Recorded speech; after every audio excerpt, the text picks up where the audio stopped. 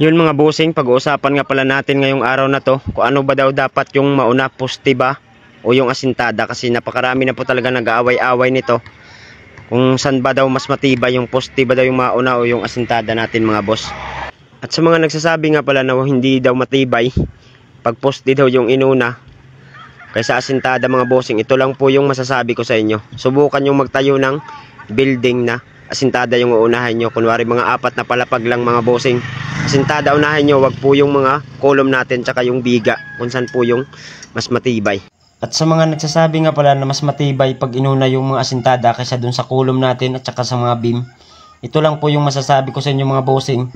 Nakakita na ba kayo ng mga building, yung mga taas na building na inuna yung asintada kaysa dun sa mga poste at beam? Ito talaga mga bossing yung advantage pag poste yung mga inuna natin kaysa dun sa asintada. Kasi hindi na tayo kailangan pang gumawa ng mga battleboard pag nag-aasintada tayo mga boss. Yan, lalapit tayo para mas makita nyo. Yan mga bossing. Yan mga bossing, yan. Kung nakita nyo, is may mga lapis po tayo dyan sa mga column natin o sa poste. Yan mga bossing yan. Tsaka dito sa kabila, ganun din po yung ginawa ko. Bali yan na po yung magsisilbi nating battleboard, yung lapis na yan. Dyan na po tayo magpapako para dun sa tansi natin sa asintada.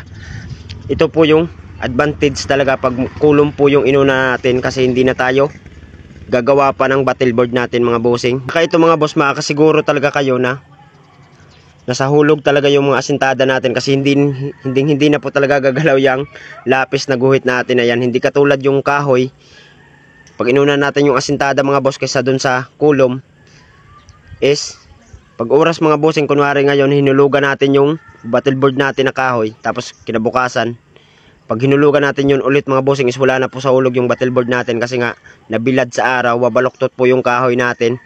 Hindi katulad dito, is makasiguro po talaga kayo na tuwid siya, kasi hindi, kahit mabilad to sa araw yung kulom natin, hindi na po talaga babaloktot yan. Hindi katulad sa kahoy na kapag nabilad yun is babaloktot mga boss. Kaya sasabay yung asintada natin doon, kasi yun nga yung maging guide natin sa pag-asintada, yung battleboard na kahoy. At yun mga bossing, sana nakapulot po kayo ng idea sa akin. Yun mga boss, para sa akin talaga is mas matibay talaga mga bossing pag inuna natin yung mga kulom kaysa asintada. Kasi nga yun nga yung sinasabi ko sa inyo, subukan yung magtayo ng bahay na 4 na palapag, unahin nyo lahat ng asintada.